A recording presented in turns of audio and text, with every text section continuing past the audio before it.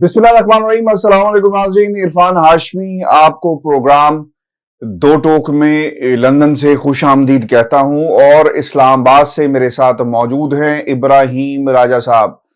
राजा साहब अस्सलाम वालेकुम। वालेकुम अस्सलाम। राजा साहब, तीन खबरों पर तफसील से हम बात करेंगे।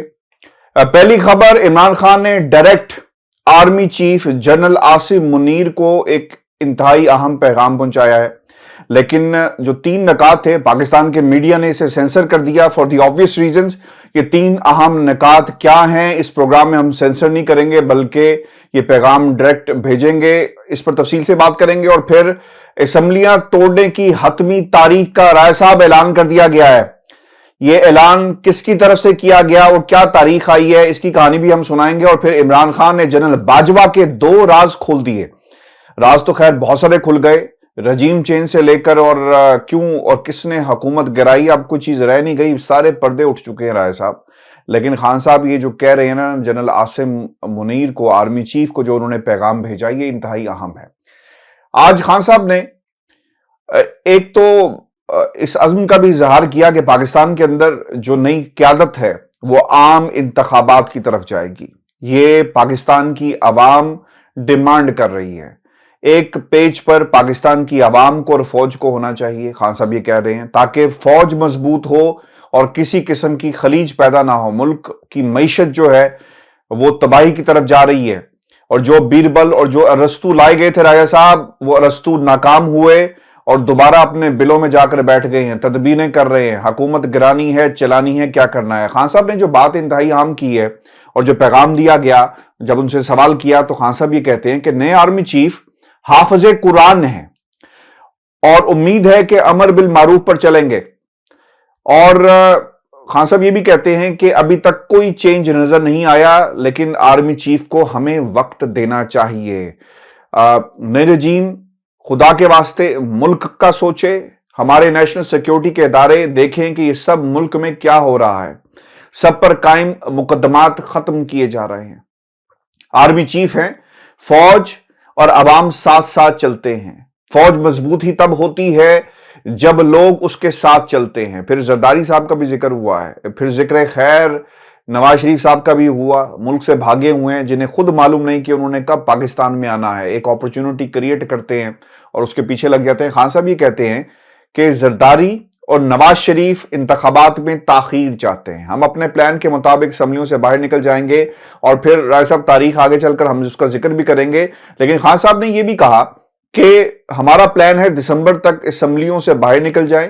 जब तक मुल्क में यह हुकूमत रहेगी, मुल्क में मौशी बहरान रहेगा। उनके मुताबिक सियासी इस्तेहकाम के बगैर मौशी इस्तेहकाम नहीं आएगा। उनके मुताबिक मौजूदा हुकूमत इंतखाबात में ताखीर करना चाहती है, इमरान खान को नाअहल करार दिया जाए, ये इनका बुनियादी मकसद है। क्योंकि केसेस तो राय साहब सारे के सारे NRO 2 पॉजिटिव आ चुके हैं और अब सिर्फ केसेस जो हैं इनको खत्म करने के बाद अब जो टारगेट है वो इमरान खान को इन्होंने बना लिया और नैब में उन्होंने अपना बंदा बैठाकर लाकर बैठा दिया। FIA और इलेक्शन कमीशन में अपने बंदे बैठाए।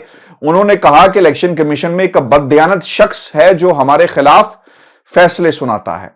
अच्छा, एक जो इंतहाई अहम बात की गई वो जनरल परवेज मुशर्रफ का जिक्र उन्होंने किया। NRO 1 वहां से मिला, NRO 2 जो है वो एक साहब देकर चले गए। और फिर जिस तरह नुकसान मुल्क में NRO 1 से हुआ था राय साहब, NRO 2 का नुकसान शायद पाकिस्तान की आवाम जो है अभी उन्हें शायद नजर ना आए, लेकिन इसके असरात जो हैं वो आहिस्ता आहिस्ता पाकिस्तान के सामने होंगे। घड़ी का जिक्र भी आज हुआ है राय साहब, और घड़ी का जिक्र बार बार किया जा रहा है। खान साहब ने दो टोक जवाब दे दिया कि जो चीज मेरी है मैं उसको जो मर्जी करूं, जिस मर्जी फलाही काम के लिए लगाऊं, किसी में कोई जवाज नहीं कि वो मुझसे बार बार ये जो है सवाल करे। मईशत का भी जिक्र किया गया। लेकिन राय साहब सारी बातों पर तफसील से हम रोशनी डालेंगे, लेकिन मेरा ये सवाल ये है, जो खान साहब ने पाकिस्तान की नई इस्टेब्लिशमेंट को पैगाम दिया, ये इसलिए भी अहम है क्योंकि इनके ऊपर तो शायद जो इस वक्त हुकूमत बैठी हुई है वो ये कह रही है कि ये इशारे कर रहे हैं। पीपल्स पार्टी भी कहती है कि इशारे कर रहे हैं, मदद मांग रहे हैं। इमरान खान को क्या मदद की जरूरत है? अवाम की अदालत ने तो इनको 8 माह पहले ही دو تہائی نہیں بلکہ تین تہائی اکثریت جو ہے، تین چوتھائی اکثریت جو ہے وہ دے چکے ہیں. اب انہیں کسی امید کی یا کسی سہارے کی جو ان پہ الزام لگایا جا رہا ہے وہ ضرورت ہے، یا ان 13-14 جماعتوں کو سہارے کی ضرورت ہے؟ دیکھیں ہاشمی صاحب، سب سے پہلے یہ دیکھنا ہے اہم ترین نقطہ کہ army chief general Asim Munir کو کس شخصیت نے یہ پیغام پہنچایا ہے. یہ جس پیغام کا آپ نے ذکر کیا، یعنی عمران خان صاحب کے پیغام کا، عمران خان صاحب کا جو پیغام ہے یہ ایک ایسی شخصیت کی جانب سے ہے، ایک ایسے لیڈر کی جانب سے ہے جو کہ اس وقت پاکستان کے 80% حصے کا حکمران ہے، پاکستان کے 80% علاقے کا حکمران ہے، جس کی پنجاب میں حکومت ہے جو پاکستان کا سب سے بڑا صوبہ ہے، جس کی کے پی میں حکومت ہے، اور کے پی کے اندر سابق فاٹا بھی شامل ہے. سابق فاٹا اور کے پی یہ دونوں ایسے علاقے ہیں، اب چونکہ یہ کے پی میں ضم ہو گیا سابق فاٹا، تو اس کی پاکستان کی ریاست کے لیے اور ہماری فوج کے لیے بڑی ایک حساس نوعیت کی حیثیت ہے. یہاں کے حکمران بھی عمران خان صاحب ہے. اس کے بعد جو آزاد کشمیر کا علاقہ ہے، آزاد کشمیر کے حکمران عمران خان صاحب ہیں. ہماری ریاست کے لیے بہت حساس علاقہ ہے، ہماری فوج کے لیے انڈیا کی وجہ سے بہت حساس علاقہ ہے. اس کے بعد گلگت بلتستان جو کہ انڈیا کی وجہ سے ہماری ریاست کے لیے اور ہماری افواج کے لیے ہمیشہ سے سب سے سینسٹیو ایریا رہا ہے. یہاں بھی حکمران کون ہے؟ عمران خان صاحب. کراچی کے شہری علاقوں کا مینڈیٹ کس کے پاس ہے؟ عمران خان صاحب کے پاس. اسلام آباد کی بات کریں، اسلام آباد کی بات کریں، اسلام آباد میں قومی اسمبلی کی 3 نشستیں ہیں، 3 حلقے ہیں. یہ تینوں حلقے تحریک انصاف نے جیتے ہوئے ہیں. اسلام آباد کے پارلیمنٹ کے اندر قومی اسمبلی کی بات کریں، عمران خان صاحب سب سے بڑی پارلیمانی طاقت ہے. اس کے بعد عوامی سطح کی بات کریں تو آپ دیکھیں کہ کراچی میں جلسہ ہو، پاکستان کی تاریخ میں پہلی مرتبہ لاہور، پشاور اور دیگر شہروں میں سکرینز لگ جاتی ہیں. خان صاحب نے پوری تاریخ الٹا دی، اور اس کے بعد ضمنی الیکشن، جو پہلے ضمنی الیکشن ہوئے اور پھر دوسرے ضمنی الیکشن ہوئے، 3/4 اکثریت سے ایک نہیں، 2 نہیں، 14 جماعتیں جو مل کر یہ الیکشن لڑیں ان کو ہرا دیا. خان صاحب کتنی نشستوں پر خود الیکشن لڑے، یہ 14 جماعتیں اکٹھی ہوئی. الیکشن کمیشن ان کا مددگار تھا، حمزہ شہباز کی حکومت ان کی مددگار تھی، شہباز شریف کی حکومت ان کی مددگار تھی، mister X Y Z general Bajwa کی اسٹیبلشمنٹ ان کی مددگار تھی. لیکن اس کے باوجود عمران خان صاحب نے 3/4 اکثریت سے ان 14 جماعتوں کو ہرایا. اس کا کیا مطلب ہے؟ اس کا مطلب یہ ہے کہ پاکستان کے تقریباً 80% عوام عمران خان صاحب کے ساتھ کھڑے ہیں، اور باقی جو 14 جماعتیں جو عمران خان صاحب کی حریف جماعتیں ہیں، ان کی کل پاپولیرٹی کسی ایک جماعت کی نہیں، کل پاپولیرٹی جو مختلف پاکٹس میں ہے وہ تقریباً 20% تک بنتی ہے. اب ہاشمی صاحب، ایسا نہیں ہے کہ نون لیگ کی کوئی 20% پاپولیرٹی ہے، یعنی ان کی ملا کے کسی کی 2%، کسی کی 3%. تو اب آپ ذرا اس پورے پس منظر کو ذہن میں رکھیں اور پھر یہ اینالائز کریں کہ عمران خان صاحب کا نئے آرمی چیف کے لیے جو پیغام ہے یہ کتنی اہمیت کامل ہے. یعنی ایک پیغام تو مریم نواز نے جاری کیا تھا، وہ مریم نواز جو لاہور میں بھی 4 میں سے 3 نشستیں ہار گئیں، وہ مریم نواز جنہوں نے سپریم کورٹ سے فراڈ کیا، وہ مریم نواز جن کو عدالتوں نے نااہل قرار دیا، وہ مریم نواز جن کی زیرو سٹرگل ہے جن کی سیاست کے اندر. ایک تو ان کا پیغام اور دوسری جانب عمران خان صاحب کا پیغام. تو اس وجہ سے عمران خان صاحب کے پیغام کے 2 نکات سمجھنے بڑے ضروری ہیں، جو کہ بڑے نپے تلے پیغامات تھے. میڈیا نے اگرچہ عمران خان صاحب کے بہت سے الفاظ کو سنسر کیا، لیکن اس میں ہاشمی صاحب ایک نقطہ تو یہ تھا کہ فوج کو اور پاکستان کی سب سے بڑی پارٹی کو ان کے درمیان فاصلہ نظر نہیں آنا چاہیے. فوج کے درمیان اور پاکستان کی سب سے بڑی پارٹی کے درمیان فاصلے نظر نہیں آنے چاہیے، اور اگر یہ فاصلے نظر آئیں گے، اگر یہ تاثر بنے گا تو اس سے ملک کو نقصان پہنچے گا، فوج کو نقصان پہنچے گا، اور یہ بات بھی حقیقت ہے کہ ظاہر ہے کہ تحریک انصاف کو بھی نقصان پہنچے گا. تحریک انصاف بھی کبھی نہیں چاہے گی کہ یہ تاثر بنے کہ فوج کہیں اور کھڑی ہے، تحریک انصاف جو ملک کی سب سے بڑی پارٹی ہے وہ کہیں اور کھڑی ہے. کیونکہ تحریک انصاف کو جتنی مقبولیت حاصل ہے اس وقت عمران خان صاحب کی وجہ سے، تو یہ سمجھ لیں کہ تحریک انصاف اس وقت پاکستان کے عوام کا نام بن چکی ہے۔ تو یہ تاثر فوج کے لیے بھی کبھی بھی اچھا نہیں ہوگا کہ یہ تاثر بنے کہ عوام کہیں اور کھڑے ہیں اور فوج یا فوجی قیادت کسی اور جانب کھڑے ہیں۔ ایک تو عمران خان صاحب نے یہ میسج دیا ہے نئے آرمی چیف کو، دوسرا نئے آرمی چیف کے متعلق عمران خان صاحب نے جو بڑے پازیٹیو ورڈز یوز کیے، وہ ایک نئی شروعات کے لیے عمران خان صاحب نے ان کو ایک پیغام پہنچایا ہے۔ خان صاحب نے یہ جو کہا کہ ان کو سیٹل ہونے کے لیے تھوڑا سا وقت چاہیے ہوگا، یہ ہمیشہ سے ایسے ہوتا ہے ہاشمی صاحب کہ جب کوئی نئی اسٹیبلشمنٹ آتی ہے تو وہ کچھ پرانی اسٹیبلشمنٹ کی پالیسیز ایسی ہوتی ہیں جن کو وہ ورثے میں ملتی ہیں، انہیرٹ کرتے ہیں وہ، اور پھر ان کو تبدیل کرنے میں کچھ وقت بھی لگتا ہے۔ اس وجہ سے عمران خان صاحب میں آپ کو تو بہت کریڈٹ دوں گا کہ آپ نے تو بڑی بہترین انداز میں کہا کہ آپ وقت لگے گا اور سب کچھ ہوگا۔ پاکستان کے جو میڈیا نے تو کہا کہ عمران خان نے امیدیں لگا لی ہیں، یہ اس طرح کوٹ ان کوٹ کہا گیا ہے عمران خان صاحب کے حوالے سے۔ اچھا ہاشمی صاحب، امیدیں لگا لی عمران خان صاحب نے، مجھے یہ بتائیں کہ یہ جو دو ضمنی الیکشن، جنرل عاصم منیر تو اس وقت آرمی چیف نہیں تھے، general Qamar Javed Bajwa army chief تھے۔ جنرل قمر جاوید باجوہ اب جو ذرائع سے عمران خان کے اوپر جس قسم کے بے بنیاد الزامات لگوانے کی کوشش کر رہے ہیں، اس سے یہ ثابت ہو گیا کہ جنرل باجوہ عمران خان صاحب کے خلاف تھے آخری 7 مہینے میں ان کی حکومت گرانے کے بعد۔ تو general Qamar Javed Bajwa army chief تھے، عمران خان صاحب کا کوئی مددگار نہیں تھا سوائے عوام کے اور اللہ تعالیٰ کے، کوئی مددگار نہیں تھا عمران خان صاحب کا۔ جنرل عاصم منیر تو اس وقت آرمی چیف نہیں تھے، تو عمران خان صاحب نے کس طرح سے ان 14 جماعتوں کو الیکشن میں عبرتناک شکست دے دی؟ یہ عوام تھے نا، ظاہر ہے کہ اللہ کی جو مدد ہے وہ تو شامل حال تھی، لیکن عوام نے کس طریقے سے عمران خان صاحب کو سپورٹ کرتے ہوئے، کسی آرمی چیف کی سپورٹ نہیں تھی، کسی اسٹیبلشمنٹ کی سپورٹ نہیں تھی، بلکہ جناب باجوہ کی اسٹیبلشمنٹ عمران خان صاحب کے خلاف کام کر رہی تھی، عمران خان صاحب کے لیڈرز کو دھمکی آمیز کالز آ رہی تھی، عمران خان صاحب کے پارٹی لیڈرز کو اٹھا کے برہنہ کیا جا رہا تھا، ان کی ویڈیوز بنائی جا رہی تھی، سوشل میڈیا کے کارکنوں کو اغوا کیا جا رہا تھا۔ اس کے باوجود آپ دیکھیں کہ خوف و ہراس کے ماحول میں ہر وہ صحافی جو کہ حق پر بات کر رہا تھا اس کو ہراساں کیا جا رہا تھا۔ ارشد شریف صاحب کو آپ دیکھ لیں کہ کینیا میں کن حالات میں ان کی شہادت ہوئی، اس کے بعد پاکستان کے اندر کس طرح سے صحافیوں کو اغوا کیا گیا۔ لیکن اتنے خوف کے ماحول میں، ایک نیم مارش اللہ کے ماحول میں، عمران خان صاحب کو کوئی جنرل عاصم منیر کی مدد کی ضرورت تھی اس وقت، یا جناب باجوہ کی مدد کی ضرورت تھی؟ عمران خان صاحب نے عوام کی مدد سے، عوام کی سپورٹ سے وہ الیکشن جیت لیا۔ تو یہ بات کرتے ہوئے اپوزیشن کو ذرا اپنے گریبان میں جھانکنا چاہیے کہ عمران خان صاحب جنرل عاصم منیر سے کوئی امید، میڈیا کو بھی، اصل بات یہ ہے رائے صاحب میڈیا کو بھی، جی بالکل بالکل۔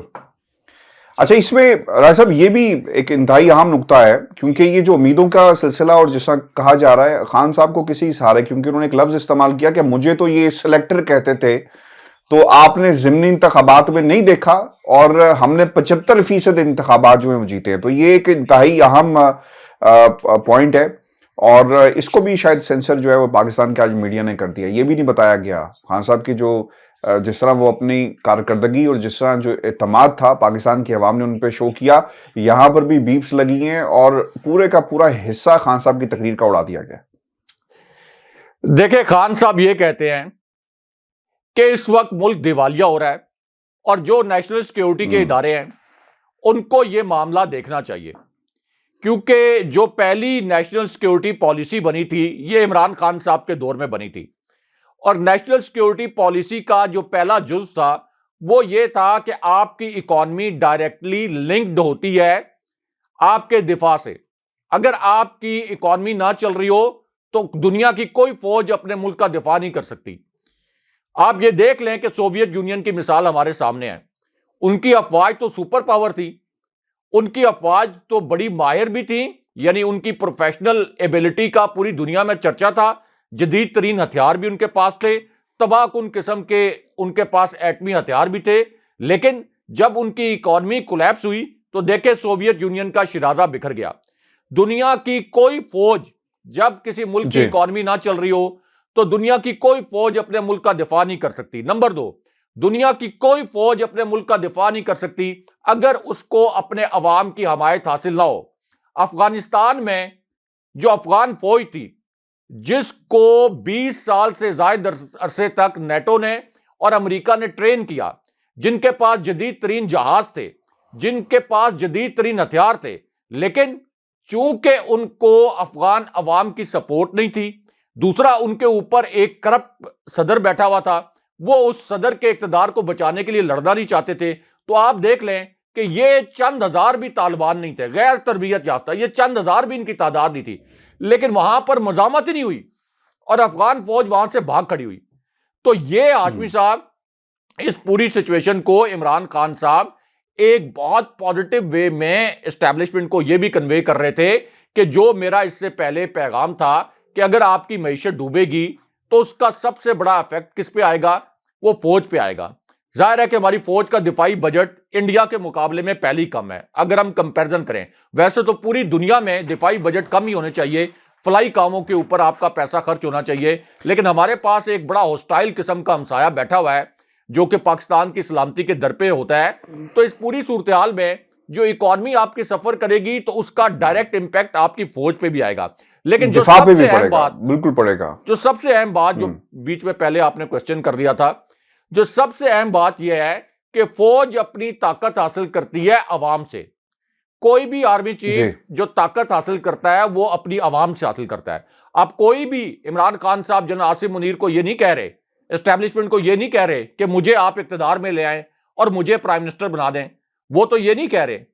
وہ تو صرف یہ کہہ رہے ہیں کہ جس طرح سے جناب باجوہ کی اسٹیبلشمنٹ نے یک طرفہ طور پر پی ڈی ایم کو مسلط کیا, پی ڈی ایم کو سپورٹ کیا, اس طرح کی کوئی پالیسی جاری نہ رہے. ہمارا آپ سے کوئی جھگڑا نہیں ہے اور کسی کا اپنے سپہ سالار سے, اپنی فوج سے کبھی بھی کسی پاکستانی کا جھگڑا نہیں ہونا چاہیے. نہ آپ یہ کہہ لیں کہ ان سے کوئی اس طرح کے سوالات, پیچیدہ قسم کے سوالات ہونے چاہیے. صرف یہ ہے کہ ایک ایسا ماحول بنایا جائے جہاں فری اینڈ فیئر الیکشن ہو. جو مس کیلکولیشن جناب باجوہ اور ان کی اسٹیبلشمنٹ نے کی تھی وہ مس کیلکولیشن دوبارہ نہ کی جائے. اور یہ جو اس وقت ڈیزائن بن رہا ہے, جو الیکشن کمیشن کے متعلق عمران خان صاحب نے بات کی کہ عمران خان صاحب کو نااہل کروا دیا جائے یا عمران خان صاحب کو ٹیکنیکل گراؤنڈ کے اوپر بدنیتی کی بنیاد پر ناک آؤٹ کروا دیا جائے, تو اس سے پاکستان کی اینٹ سے اینٹ بجا دی جائے گی.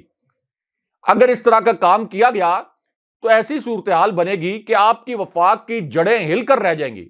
تو یہ عمران خان صاحب پازیٹو وے میں ایک میسج دے رہے ہیں. یہ ان کو چھوڑ دیں, یہ مریم نواز اور یہ جو باقی لوگ کہہ رہے ہیں کہ امیدیں نئے آرمی چیف سے لگا لیں, یہ کوئی اس وقت پاکستان کے سیاسی کھلاڑی نہیں ہے. پاکستان کے اندر سب سے بڑی سیاسی حقیقت عمران خان صاحب ہیں. دوسری جانب پاکستان کے اندر اسٹیبلشمنٹ جس کا پاکستان کے اندر ہمیشہ سے اثر و رسوخ رہا ہے, عمران خان صاحب نے یہ ثابت کر دیا کہ جب عوامی طاقت ہو تو اس کے سامنے اسٹیبلشمنٹ کی طاقت بھی نہیں کھڑی ہو سکتی. ہم نے دیکھ لیا کہ عمران خان صاحب نے کس طرح سے 3/4 اکثریت سے الیکشن جیتا ہے. تو عمران خان صاحب اپنے ادارے کے متعلق کوئی منفی امپریشن نہیں بنانا چاہتے.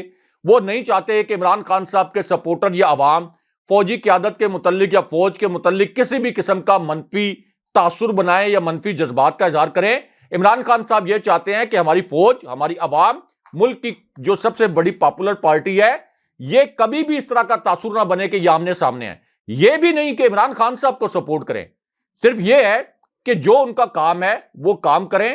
اور شہباز شریف کو غیر آئینی طور پر زبردستی مسلط رکھنے کے حوالے سے جس قسم کے اقدامات جناب باجوہ نے اور ان کے ساتھیوں نے کیے, اس طرح کے اقدامات نہ کیے جائیں. عمران خان صاحب کا جو میسج تھا, جو انہوں نے ایک انٹرویو میں بھی دیا, وہ میسج یہ تھا. اچھا صاحب, جنرل باجوہ کے 2 مزید راز جو ہیں وہ خان صاحب نے کھول دیے ہیں. اب راز کوئی رہ تو نہیں گیا, کون کس کا کھلاڑی تھا اور کون کہاں پہ کھڑا ہو کر کس کو آگے اس نے جو ہے اپنا اعلی کار بنایا. اب سب نام, سب حقیقتیں, سب راز, سب پردے جو ہیں وہ اٹھ چکے ہیں. لوگوں کے اصل چہرے قوم کے سامنے ہیں. تاریخ جب لکھے گی اپنے آپ کو دہرائے گی, اور تاریخ کبھی بھی جو ہے وہ جھوٹ نہیں بولتی, اور تاریخ پرکھے گی ان تمام کرداروں کو کہ کون کہاں کس کے ساتھ کھڑا تھا اور کس نے کیا کردار ادا کیا. رائے صاحب, یہ جو 2 راز ہیں اب یہ کون سے دو راز جو ہیں وہ سامنے آ گئے ہیں، اور میرا خیال ہے کہ یہ تو ایک سیریز ہونی چاہیے، سیکرٹس آف جنرل باجوہ، دی ڈاکٹرن آف جنرل باجوہ، اس پہ پورا کا پورا ایک جو ہے وہ ایک سیکوینس بننا چاہیے۔ دیکھیں ہاشمی صاحب، ایک تو عمران خان صاحب نے یہ الفاظ استعمال کیے کہ جنرل قمر جاوید باجوہ یہ کہتے تھے اور یہ کلیم کرتے تھے کہ میں غیر سیاسی ہوں، لیکن دوسری جانب وہ مکمل طور پر سیاست میں ملوث تھے۔ خان صاحب نے یہ بھی کہا کہ جنرل باجوہ نے مجھے نااہل کروانے کی کوشش کی، یہ عمران خان صاحب کے الفاظ تھے۔ اس کے بعد عمران خان صاحب یہ کہتے ہیں کہ جنرل قمر جاوید باجوہ آ کر مجھے یہ ڈیمانڈ کرتے ہیں، اور خان صاحب نے یہ الفاظ استعمال کیے کہ یہ بڑی عجیب و غریب ڈیمانڈ تھی کہ آپ اپنے وزیر اعلیٰ عثمان بزدار کو ہٹاؤ اور علیم خان کو وزیر اعلیٰ بناؤ۔ اب یہ ایسے ہی ہے کہ جیسے میں جنرل باجوہ کو کہتا کہ سارے کور کمانڈرز آپ میری مرضی کے لگائیں۔ پھر خان صاحب کہتے ہیں کہ میں نے جنرل باجوہ کو یہ بھی بتایا کہ علیم خان کے اوپر کیسز ہیں، جو خان صاحب کے الفاظ ہیں، اور پھر یہ بھی ان کو کنوے کیا کہ میری پارٹی کے اندر ایک تقسیم پیدا ہو جائے گی، چودھری پرویز الہی علیم خان کو سپورٹ نہیں کریں گے، لیکن جنرل باجوہ بار بار مجھے یہ کہتے رہے کہ آپ ہٹائیں عثمان بزدار کو اور علیم خان کو وزیر اعلیٰ بنائیں۔ پھر عمران خان صاحب کہتے ہیں کہ رجیم چینج جو آپریشن تھا، اس میں جنرل قمر جاوید باجوہ مددگار تھے۔ جنرل باجوہ کے متعلق خان صاحب نے اب یہ کہا ہے باقاعدہ کہ رجیم چینج آپریشن میں وہ مددگار تھے، اور جتنا بھی تشدد 7 مہینے میں تحریک انصاف کے رہنماؤں پر کیا گیا، اعظم سواتی کو جو برہنہ کیا گیا، اس کے علاوہ تحریک انصاف کے جو لیڈرز ہیں ان کو جو دھمکی آمیز فون کالز آئیں، وہ یہ کہتے ہیں کہ یہ ساری پالیسیز جنرل باجوہ کی تھیں۔ یہ بھی عمران خان صاحب کہہ رہے ہیں۔ تو اب اگر عمران خان صاحب یہ تمام باتیں بتا رہے ہیں، اور اس سے پہلے بھی جنرل باجوہ جب آرمی چیف تھے اس وقت بھی عمران خان صاحب ان باتوں کا ذکر کر رہے تھے، تو اس کا مطلب یہ ہے کہ عمران خان صاحب کے پاس ان تمام معاملات کے شواہد موجود ہیں۔ اور عثمان بزدار کا معاملہ تو ایسا ہے ہاشمی صاحب، یہ ایک اوپن سیکرٹ ہے، یہ تمام صحافیوں کو، مجھے، آپ کو، اسلام آباد میں صحافت کرنے والوں کو، لاہور میں صحافت کرنے والوں کو، پنجاب میں صحافت کرنے والوں کو، سب کو معلوم تھا کہ عثمان بزدار کو جنرل باجوہ اور ان کی اسٹیبلشمنٹ ہٹوانا چاہتے تھے۔ اب یہ نہیں پتا کہ اس کے پیچھے مفاد کیا تھا۔ کچھ لوگ تو کہتے ہیں، اشارے کنایوں میں بات کرتے ہیں، کیونکہ مراد علی شاہ کو ہٹانے کی کبھی جنرل باجوہ نے بات نہیں کی تھی۔ اگر گورننس کی بات ہوتی تو سب سے پہلے تو پنجاب کنٹرول کرے گا، وہی حکومت کرے گا، کہ یہ تو کسی بھی پرائم منسٹر کا ہی استحقاق ہوتا ہے کہ وہ وزیر اعلیٰ مقرر کرے، یہ تو اسی کا استحقاق ہے نا، یہ تو کسی اور کا استحقاق نہیں ہے۔ پنجاب رائے صاحب جو کنٹرول کرے گا وہی جو ہے حکومت کرے گا، یہی اس کے پیچھے منطق تھا، اس کے علاوہ تو کوئی اور منطق نہیں ہے۔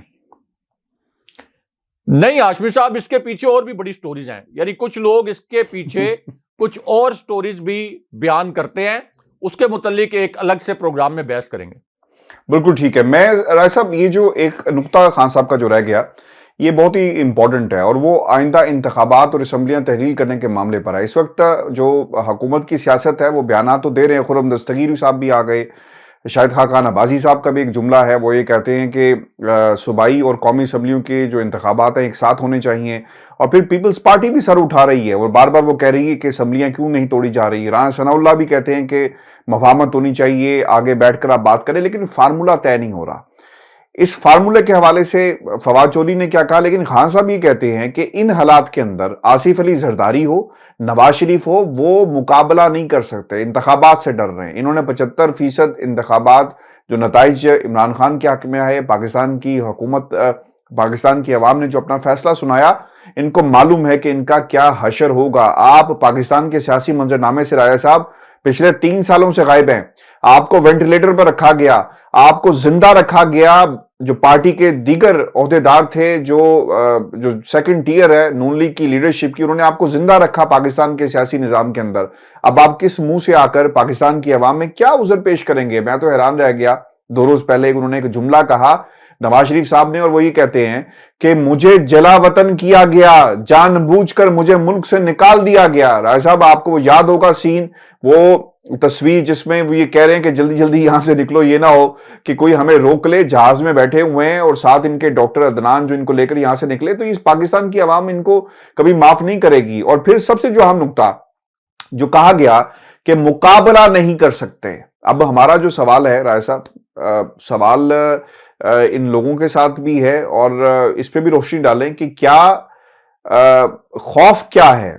لندن میں تو ایک خوف ہے عمران خان کا، اسی لیے نواز شریف جو ہے یہ خوف پاکستان میں تو ہے ہی ہے، لندن میں بھی ہے، لیکن پاکستان جانے کی کوئی نہ یہ کوشش کر رہے ہیں نہ ہی اعلان کر رہے ہیں، کیونکہ خرم دستگیر نے کہہ دیا کہ ہم پاکستان جانے کی نواز شریف کی تاریخ کا اعلان ابھی نہیں کر سکتے۔ اس کا مطلب یہ ہوا کہ معاملات ابھی طے نہیں ہوئے، اور انتخابات کب ہونے ہیں پنجاب کے اندر، اور عمران خان نواز شریف کی پاکستان واپسی اور کے پی کی اسمبلیاں، مجھے تو رائے صاحب یہ لگتا ہے کہ یہ معاملات ایک دوسرے سے سنک ہیں۔ اعلان ہوگا، نگران حکومت کس کی ہوگی، کیا انہیں ریلیف دیا جائے گا، نواز شریف نے اگر پاکستان آنا ہے، موو کرنا ہے، تو کس قسم کی نگران حکومت ان کو ریلیف دینے میں کامیاب ہوتی ہے، یا کچھ کردار آج بھی نواز شریف کے لیے کام کرنے کے لیے تیار ہیں یا نہیں تیار؟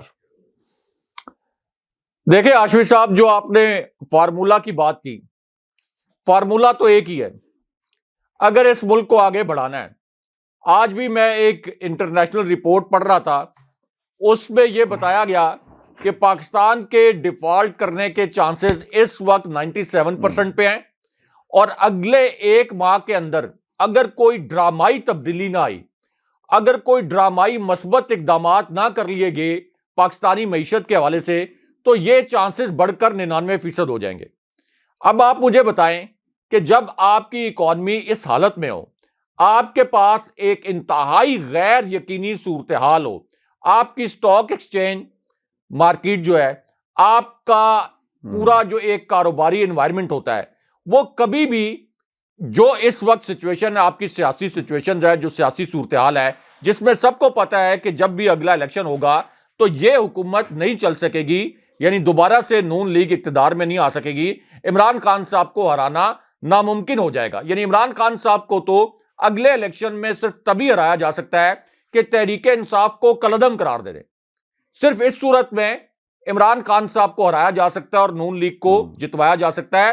ورنہ اگر آپ دھاندلی کی جگہ دھاندلا بھی کر لیں، اگر آپ 3/4 میں سے 2/3 ووٹ اٹھا کر بکسے تبدیل کر دیں، بیلٹ باکس تبدیل کر دیں، تو تب بھی عمران خان صاحب کو آپ نہیں ہرا سکیں گے۔ آپ دھاندلی کے بجائے دھاندلا بھی کر لیں، تو اس کا مطلب یہ ہاشمی صاحب کہ ایک طرف تو آپ کی اکانومی ڈوب رہی ہے، بہت برے طریقے سے ڈوب رہی ہے، دوسرا یہ شہباز شریف اپنے آپ کو مسلط رکھنے کے لیے اور اکتوبر سپٹمبر میں بھی الیکشن سے رائے فرار اختیار کرنے کے لیے اب اس قسم کے فارمولے لانچ کروا رہے ہیں کہ غیر معمولی صورتحال ہے تو پارلیمنٹ کی مدت بڑھا دی جائے۔ یعنی ان کو الیکشن کا اتنا خوف ہے، ان کو پتا ہے کہ سپٹمبر میں بھی، اکتوبر سپٹمبر میں بھی الیکشن ہوا تو ہم اسی طرح 3/4 اکثریت سے عبرتناک شکست سے دوچار ہو جائیں گے۔ تو اب یہ کہہ رہے ہیں کہ کوئی ایسا فارمولا لے کے آئیں، کوئی آئینی فارمولا، جعلی آئینی فارمولا، کہ ہم پارلیمنٹ کی مدت بڑھا دیں۔ تو اب فارمولا تو ایک ہی ہاشمی صاحب، فارمولا ہے فری اینڈ فیئر الیکشن۔ یعنی آپ کی جولائی میں آپ کا کیئر ٹیکر سیٹ اپ آ جائے، جون جولائی میں، جو کہ روٹین میں جیسے پارلیمنٹ اپنی مدت پوری کرے گی، اور اس کے بعد سپٹمبر میں یا اکتوبر میں آپ کے الیکشن ہو اور فری اینڈ فیئر الیکشن ہو۔ یہ فری اینڈ فیئر الیکشن، آپ نے تو یہ پوری ایک ٹائم لائن بتا دی ہے۔ میں چاہوں گا کہ ہونا کیا چاہیے اس سے پہلے جو اعلان کر دیا گیا ہے فواد چودھری صاحب کی طرف سے۔ فواد چودھری صاحب یہ کہتے ہیں کہ الیکشن کی تاریخ کا اعلان نہ کرنے کی صورت میں حکمران اتحاد کو پنجاب اور خیبر پختونخوا اسمبلیاں توڑنے کی تاریخ جو انہوں نے بتائی، وہ کیا کہہ رہے ہیں؟ وہ یہ کہہ رہے ہیں کہ امپورٹڈ حکومت کے اکابرین الیکشن نہیں چاہتے، لیکن ملک کیسے چلانا ہے کوئی پتہ نہیں، صرف وزیر بنانا اور بیرونی دورے کرنے سے ملک نہیں چلتے۔ وہ اشارہ کر رہے تھے یہ بلاول کی طرف۔ یہ ایک پیچیدہ اور مشکل کام ہے جس کی اہلیت ان حکمرانوں میں نہیں۔ پاکستان کو سیاسی استحکام کی ضرورت ہے اور یہ مستحکم حکومت کے بغیر ممکن نہیں ہے۔ پی ڈی ایم 20 دسمبر تک عام انتخابات کا فارمولا نہیں لاتی تو پنجاب اور خیبر پختونخوا میں اسمبلیاں توڑ دی جائیں گی۔ رائے صاحب، یہ پہلا موقع ہے کہ باقاعدہ 20 تاریخ دے دی گئی ہے، اور آج ہم نے سنا بھی، عمران خان نے بھی کہا کہ ہم اسی مہینے یعنی دسمبر میں اس بات کا فیصلہ کر لیں گے۔ اب 20 تاریخ ہے، 20 دسمبر ہے، اور اب پاسبلٹیز نہیں ہیں۔ اب باقاعدہ طور پر اعلان کر دیا گیا ہے پاکستان تحریک انصاف کی طرف سے کہ فارمولا اگر حکومت نہ لائی تو 20 دسمبر کے بعد اسمبلیاں جو ہیں وہ تحلیل کر دی جائیں گی۔ ہاشمی صاحب، فارمولا ظاہر ہے کہ جو ٹائم لائن میں آپ کو بتا رہا تھا وہ اسی کے مطابق ہو سکتا ہے، کیونکہ اگر یہ دسمبر میں ہی اسمبلیاں تحلیل بھی ہوتی ہیں تو 60 ڈیز کے اندر الیکشن ہونا ہے۔ ہو سکتا ہے الیکشن کمیشن ان کا اعلیٰ کار بن کے کچھ تھوڑا سا ڈیلے کر دے اور یہ معاملہ 90 ڈیز تک چلا جائے۔ اب اس کا مطلب ہے کہ مارچ اپریل تک تو آپ کی بات نئے الیکشن کی چلی جائے گی۔ تو اب اس میں اگر یہ امپورٹڈ حکومت تحریک انصاف کے ساتھ بیٹھے سنجیدہ انداز میں اور فری اینڈ فیئر الیکشن کے لیے 2-3 معاملات کے اوپر بات ہو جائے، ایک تو انتخابی اصلاحات، ایک جو اوورسیز پاکستانیز کو ووٹ دینے کا حق، دوسرا اب تو ظاہر ہے کہ جو الیکٹرانک ووٹنگ مشینوں کا پروجیکٹ تھا اس کے ذریعے اب اگلا الیکشن کروانا ممکن نہیں ہے، اس کا ٹائم چونکہ بہت ہی کم رہ گیا ہے۔ تو الیکشن کمیشن کا کیا کردار ہوگا، اور پھر یہ کہ آپ کا کیئر ٹیکر سیٹ اپ وقت پہ آ جائے۔ آپ یہ نہ سمجھیں کہ ہم کسی دھونس دھاندلی کے ذریعے زور زبردستی سے ہم پارلیمنٹ کی مدت بڑھا دیں گے، جیسے فضل الرحمان نے بیان دیا کہ پارلیمنٹ کی مدت بڑھائیں گے۔ بھائی آپ تو پارلیمنٹ کے رکن بھی نہیں ہیں، آپ کے پاس کیا مینڈیٹ ہے کہ آپ یہ کہہ رہے ہیں کہ پارلیمنٹ کی مدت بڑھنی چاہیے؟ اگر آپ پارلیمنٹ کی مدت بڑھائیں گے تو اس کا مطلب یہ ہے کہ آپ ملک کو مکمل طور پر دیوالیہ کر کے جانا چاہتے ہیں۔